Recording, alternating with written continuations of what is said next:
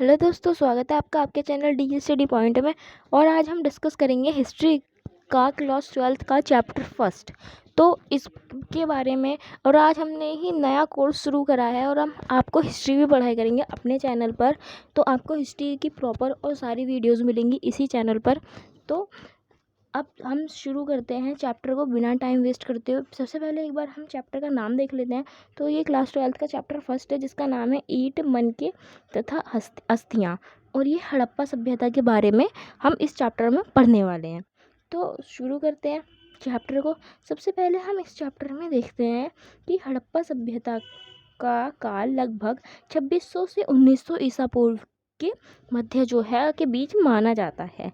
ठीक है, तो जो हड़प्पा सभ्यता का काल है वो 2600 से 1900 के बीच माना जाता है। तो आपको ये जो लाइंस है या फिर जो भी है मैं आपको बता रही हूँ, आपको बहुत ध्यान से सुनना है, क्योंकि आपके जो पेपर में 1 मार्क के क्वेश्चन आते हैं उनके लिए बहुत इंपॉर्टेंट है। और ये बुक के जो है लाइन बाय लाइन मैंने मोस्ट इम्पॉर्टेंट जो है निकाल के बनाई हैं, जिससे कि इसको पूरा का वीडियो को देखने से और समझने से आपके 1 मार्क के इंपॉर्टेंट क्वेश्चन जो हैं वो इसी में कवर हो जाएंगे। तो वीडियो को बड़े ध्यान से सुनना। तो जो हड़प्पा सभ्यता का काल है वो 2600 से 1900 ईसा पूर्व के बीच माना जाता है। और जो हड़प्पा सभ्यता है, हड़प्पा सभ्यता को सिंधु घाटी की सभ्यता भी कहा जाता है। तो हड़प्पा सभ्यता का दूसरा नाम क्या है? सिंधु घाटी की सभ्यता। तो अब हम पढ़ते हैं हड़प्पा सभ्यता में निर्वाह के तरीके। जहाँ तक कि अगर ये निर्वाह के तरीके, और ये मैंने जो हेडिंग ली है बिल्कुल आपकी बुक की ही हेडिंग है ये, तो जिससे कि आपको समझने में और भी ज़्यादा दिक्कत नहीं होगी, आप आसानी से समझ सकते हो। तो निर्वाह के तरीके इसमें मेनली जो पूछना चाह रहा है या बताना चाहा गया है, तो वो ये है कि निर्वाह के जो हड़प्पा सभ्यता के लोग थे वो किस तरीके से अपना जीवन निर्वाह करते थे या उनके निर्वाह के तरीके क्या थे। तो हड़प्पा सभ्यता के जो लोग थे वो कई प्रकार के पेड़ पौधे और उत्पादों में मछली उत्पाद और जानवर और मछली भी शामिल थे, और वो भोजन करते थे। मतलब जो हड़प्पा सभ्यता के लोग थे वो क्या करते थे, जो पेड़ पौधों से मिले बहुत सारे उत्पाद, जानवरों से मिले और मछली भी उनके भोजन में शामिल थी, वो इस तरह का भोजन करते थे। और कई स्थानों पर वहाँ अनाज के जले हुए दाने और बीजों की खोज की में पुरातात्विक जो है वो जो है आहार संबंधी जो ये आहार संबंधी जानकारी भी प्राप्त हुई है। तो ये आहार संबंधी जो जानकारी प्राप्त हुई है ये पुरातत्वविद जो होते हैं उन्होंने दी है, कि वहाँ पर क्या क्या मिला है। जले हुए अनाज के दाने मिले हैं, और दाने एवं बीजों की खोज में जो पुरातत्विक उन्होंने आहार संबंधी जो है वो बहुत सारी जानकारी प्राप्त हुई है। ठीक है, और तो हड़प्पा सभ्यता के लोग थे गेहूँ, राई, चना, जौ, सरसों आदि अनाज जो है वो पैदा करते थे। यानी कि वो, इससे क्या पता चलता है कि वो यहाँ पर कृषि भी करते थे। तो किसकी? गेहूँ, चना, जौ, राई, सरसों, इन सब की खेती करते थे और अनाज उगाते थे।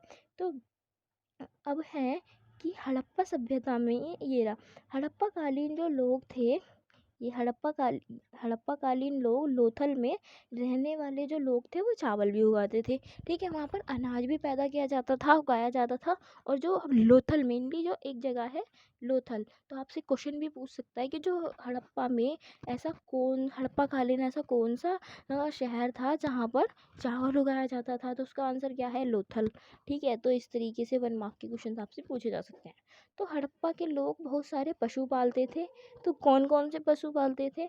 जैसे बैल, गाय, बकरी, भैंस और जंगली सूअर। यहाँ पर मैंने लिखा नहीं, यहाँ पर आएगा जंगली सूअर। ठीक है, जंगली सूअर होगा ये। ठीक है, तो आप इसे देख लेना और ठीक कर लेना।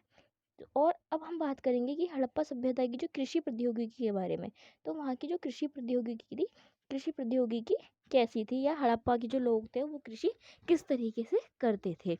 ठीक है, तो अब जो हड़प्पा स्थलों में प्राप्त जो अनाज के दानों से ज्ञात होता है कि जो हड़प्पाई लोग हैं वो कृषि करते थे। मैंने जैसे अभी आपको ऊपर भी बताया था कि जो वहाँ पर दाने मिले हैं और जो जौ, सरसों, ये सारी फसलें उगाई जाती थी। तो इन सब चीज़ों से क्या पता चल रहा है, जो अनाज के दाने मिले हैं उनसे पता चलता है कि जो हड़प्पा के लोग थे वो कृषि करते थे। तो इसके अंदर जो है ये जितनी भी बातें, एक चीज़ आपको मेनली ध्यान रखनी है कि जो ये चैप्टर है ना, इसमें कुछ भी ना कन्फर्म नहीं है कि हाँ ऐसा ही हुआ हो था, ऐसा ही हुआ था, ऐसा नहीं है कुछ भी। तो इसमें जो मेनली है ना, तो ये सोचते जाए कि ऐसा हुआ होगा, मतलब कुछ भी पक्का नहीं है इस चैप्टर में, पर ये है, ये माना जाता है कि ऐसा हुआ होगा। क्यों? तो ये इस चैप्टर में ऐसा इसीलिए माना जाता है कि जो वहाँ की लिपि है ना, वो एक चित्रात्मक लिपि है, तो वो अभी तक जो है वो पढ़ी नहीं गई है, जिसके कारण जो है हमें ज़्यादा जानकारी नहीं मिल पाई है। तो जो चीज़ों को देख के एक अंदाज़ा ही लगाया गया है कि ऐसा हुआ होगा। तो जो हड़प्पा में अनाज के दाने जो प्राप्त हुए हैं, उससे पता चलता है कि जो हड़प्पा के लोग हैं वो कृषि करते होंगे। ठीक है? तो और खेत जोतने के लिए बैलों का प्रयोग किया जाता होगा। ठीक है? और चलिस्तान बनावली में मिट्टी के जो हल्के प्रतिरूप मिले हैं, चेलिस्तान और बनावली, ठीक है, तो मिट्टी के हल्के जो प्रतिरूप मिले हैं, जिससे ये पता चलता है कि कृषि के लिए जो है हल्का प्रयोग करते होंगे। जो हड़प्पावासी लोग थे वो कृषि करने के लिए जो है हल्का प्रयोग करते होंगे, तो ऐसा पता चलता है। अब हम देखते हैं और कि एक साथ जो है वो दो फसल उगाते थे। ठीक है? तो एक साथ दो फसल उगाते थे। कपास के उत्पादन में सबसे पहले जो है वो सिंधु क्षेत्र में ही हुआ था। तो जो कपास उत्पादन का श्रेय है वो कहाँ जाता है, वो जो है सिंधु क्षेत्र के लोगों को जाता है, क्योंकि इन्होंने ही सबसे पहले जो है वो कपास उगाई थी। और पत्थर काटने के लिए किसका प्रयोग करते थे? हंसियों का। तो क्वेश्चन, कपास उत्पादन का पहला श्रेय किसे जाता है? सिंधु क्षेत्र के लोगों को। और जो पत्थर काटने के लिए किसका? हंसियों का प्रयोग करते थे हड़प्पा के पासी लोग। ठीक है? अब हम पढ़ते हैं मोहनजोदड़ो के बारे में। तो मोहनजोदड़ो एक नियोजित शहरी केंद्र। ठीक है? तो जो हड़प्पा संस्कृति की विशेषता है कि इसकी जो नगर नियोजन प्रणाली है, जो इसकी सबसे बड़ी विशेषता है हड़प्पा संस्कृति की, इसकी ये नगर नियोजन प्रणाली है। ठीक है? तो हड़प्पा और मोहनजोदड़ो दो जो दोनों को ही जो दोनों की जो नगर प्रणाली है वो काफ़ी विकसित थी। तो सबसे पहले जो इनकी हड़प्पा संस्कृति की विशेषता है वो ये थी कि इनकी नगर नियोजन प्रणाली, और दूसरी जो है इन दोनों की नगर नियोजन जो प्रणाली थी वो बहुत ही विकसित थी। तो अब हम पढ़ते हैं हड़प्पा, मतलब जो मोहनजोदड़ो की बस्ती के बारे में। तो जो मोहनजोदड़ो की बस्ती है, एक मिनट, हाँ, तो मोहनजोदड़ो की जो बस्तियाँ, ठीक है, तो वो दो भागों में विभाजित थी। एक थी दुर्ग और दूसरा था निचला शहर। तो पहले हम पढ़ेंगे दुर्ग के बारे में और फिर देखेंगे निचला शहर। तो जो दुर्ग है, दुर्ग की संरचना कैसी थी या दुर्ग क्या था, ये सब हम जानेंगे इस वाली मतलब इसमें यहाँ पर अब। ठीक है? तो दुर्ग एक बस्ती छोटी थी, मतलब एक बस्ती थी जो छोटी थी। दुर्ग क्या था? एक छोटी सी बस्ती थी, लेकिन ऊंचाई पर बसाई गई थी। तो दुर्ग के लिए आपको याद रखना है कि एक बस्ती थी छोटी, जो कि कहाँ बसाई गई थी? ऊंचाई पर बसाई गई थी। जो दुर्ग था वो छोटा था और ऊंचाई पर बना हुआ था। दुर्ग में शासक का परिवार रहता होगा, क्योंकि वो ऊंचाई पर बना हुआ था, इसीलिए ऐसा माना जाता है कि इस पर शासक का परिवार रहता होगा। ठीक है? तो रहता होगा, रहता था नहीं, रहता होगा। ठीक है? दुर्ग में ऐसी संरचनाओं के साक्ष्य पाए गए हैं जिनका प्रयोग सार्वजनिक प्रयोजन के लिए किया जाता होगा। तो दुर्ग में जो है ऐसी संरचनाएं, ऐसे सबूत, साक्ष्य मिले हैं हमें, जिससे ऐसा लगता है कि जो इसका प्रयोग है जो सार्वजनिक यानी कि सभी लोगों के लिए किया जाता होगा। और इसमें जो है माल गोदाम और विशाल स्नानागार भी मिले हैं। तो दुर्ग में क्या है? माल गोदाम और विशाल स्नानागार भी मिले हैं। ठीक है? तो दुर्ग के अंदर कौन सी दो संरचनाएं मिली हैं? पहली माल गोदाम, दूसरी विशाल स्नानागार। तो आपको ये याद रखना है कि दुर्ग के अंदर क्या मिला है? माल गोदाम और विशाल स्नानागार। तो ये दुर्ग जो है वो लकड़ी का बना होता था। ठीक है? तो जो ऊंचाई पर बना हुआ था दुर्ग, वो लकड़ी का बना था। और उसके अंदर जो एक माल गोदाम है, बस माल गोदाम ही पक्की ईंटों से बना हुआ था, क्योंकि वर्तमान में केवल जो है ये माल गोदाम है, यही बचा है। ठीक है? तो वर्तमान में केवल माल गोदाम ही बचा है, क्योंकि वो लकड़ी का था तो उसमें दीमक वीमक लग गई तो वो ख़राब हो गया होगा, वो टूट गया होगा। ठीक है? तो बस क्या नाम है, जो दुर्ग में ये माल गोदाम था ये पक्की ईंटों का बना हुआ था, तो इसलिए ये बच गया। ठीक है? मोहनजोदड़ो में शायद सबसे महत्वपूर्ण सार्वजनिक स्थल जो था विशाल स्नानागार ही था, ऐसा माना जाता है। विशाल स्नानागार यह एक जलभृत जलाशय होता था। ठीक है? और इस स्नानागार में नालियाँ एक नाले के साथ मिलती थी। मतलब जितनी भी, जैसे मान लीजिए ये एक विशाल स्नानागार है, ठीक है। और इसके जो पास से जितनी भी ये नालियाँ निकल रही, ये नाली है, ठीक है। तो इसके जो जितनी भी नालियाँ निकलेंगी ना, सारी एक ही नाले में मिल जाएंगी आकर, ठीक है।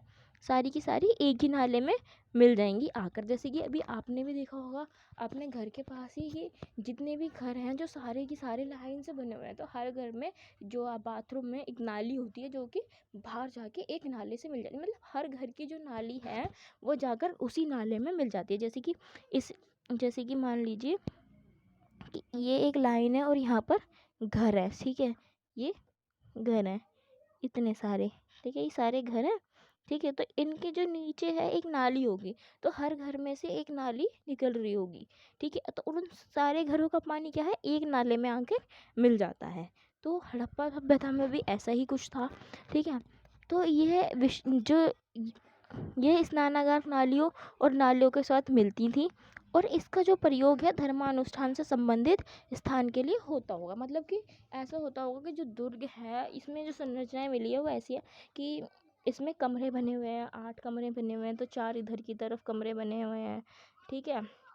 4 इधर की तरफ हैं, 4 कमरे इधर की तरफ बने हुए हैं, ठीक है। और बीच में एक नाली है या आंगन, वो सॉरी, नाली नहीं, वो गलियारा आंगन सा है, ठीक है। तो इस तरह की संरचना दुर्ग में मिली है। और जो इसका प्रयोग है, आंगन है बहुत बड़ा बीच में, जिसका लिए धर्मानुष्ठानों के लिए, इसका मतलब धार्मिक कार्यों के लिए इसका प्रयोग होता होगा दुर्ग का।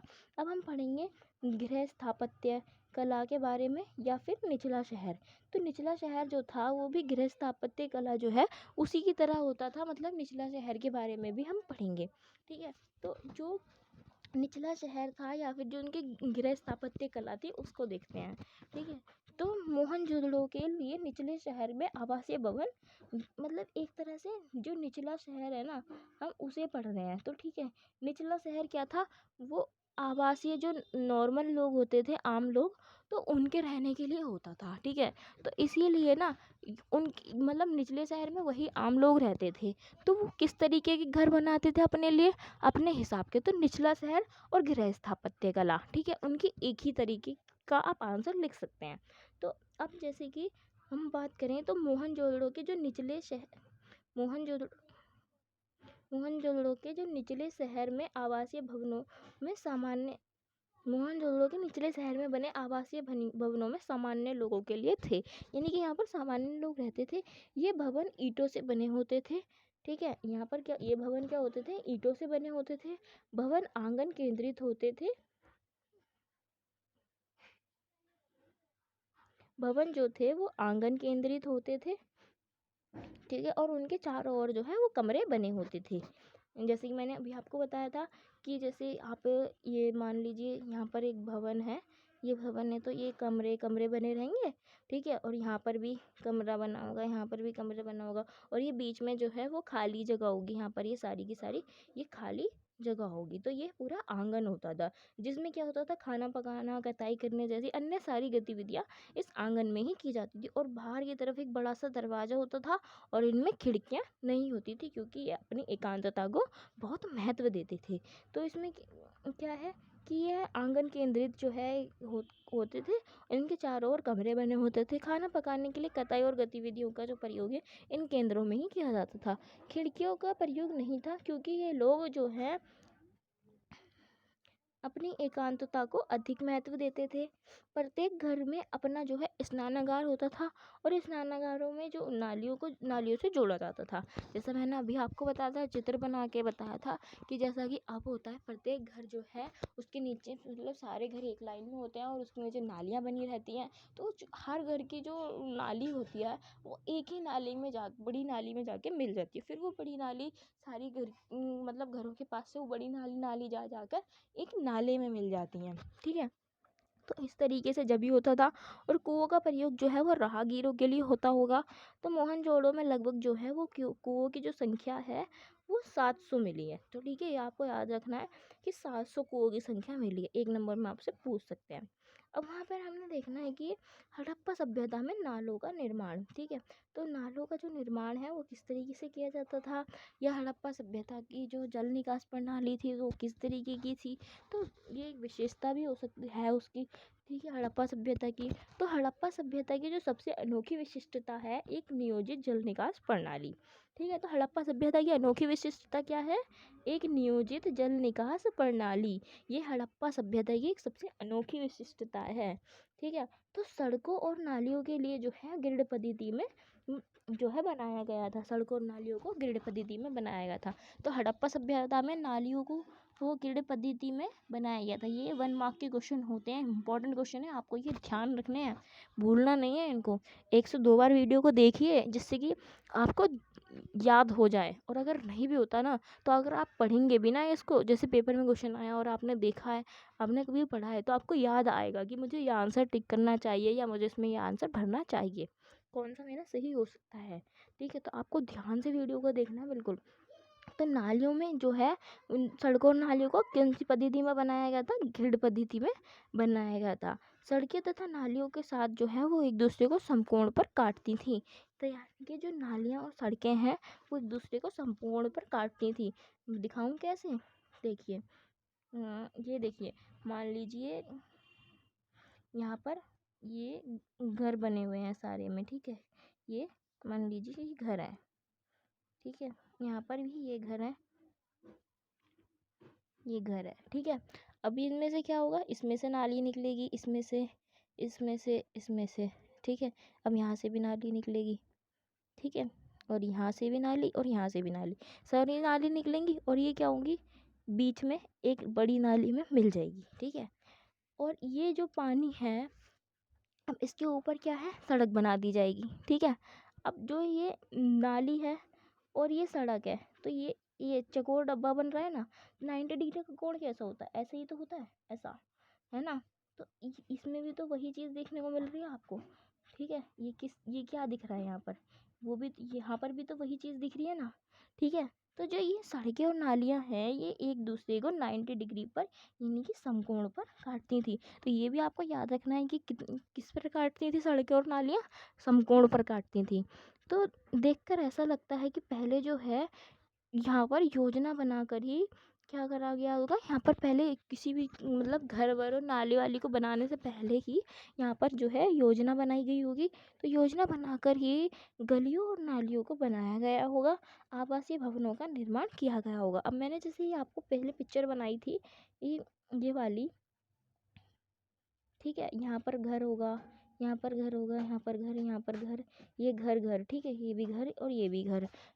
हाँ, अब जो है इस यहाँ पर क्या होगा, अब ज़रूरी तो नहीं है ना कि इसके पीछे भी कुछ घर ही बना हो, तो अब यहाँ पर पीछे की तरफ इमेजिन कीजिए, इस तरीके से पीछे की तरफ भी होगा और यहाँ पर भी घर होंगे, ठीक है, यहाँ पर भी घर, और ये जो लाइन है यहाँ पर भी घर होंगे, ठीक है, ये दूसरी गली हो गई, ठीक है। अब ये जो है ये निकल जाएगी यहाँ से, ठीक है। अब ये जो है, अगर यहाँ से एक नाली निकल रही है, ठीक है, तो इस तरीके से घर होते थे। आप थोड़ा सा इमेजिन करिए और सोचिए, जैसा कि नॉर्मली अब आपको देखने को मिलता है, तो उस टाइम में भी वैसा ही होता था, ठीक है, जैसा आप अब देख रहे हैं इस टाइम में, तो उस टाइम में भी वैसा ही था। तो आप सोच सकते हैं कि जो हड़प्पा की सभ्यता थी वो कितनी विकसित थी, ठीक है, बहुत ज़्यादा विकसित थी। तो अब प्रत्येक घर में जो ये है, प्रत्येक घर में कम से कम जो है एक दीवार का नालियों से सटा होना आवश्यक था, जिससे कि जो सारा पानी है वो बाहर बड़ी नाली में जा सके। तो ये इसीलिए आवश्यक होता था, ठीक है। तो आज की वीडियो में बस इतना ही, मिलते हैं नेक्स्ट वीडियो में। अगर आपको वीडियो अच्छी लगी हो तो वीडियो को लाइक और चैनल को सब्सक्राइब कीजिए, और आपको हिस्ट्री की सभी वीडियोस यहीं पर मिलेंगी। तो अगर आप अपना सिलेबस पूरा करना चाहते हैं तो वीडियो को लाइक और चैनल को सब्सक्राइब कीजिए। जब तक के लिए बाय बाय, मिलते हैं नेक्स्ट वीडियो में। Thanks for watching.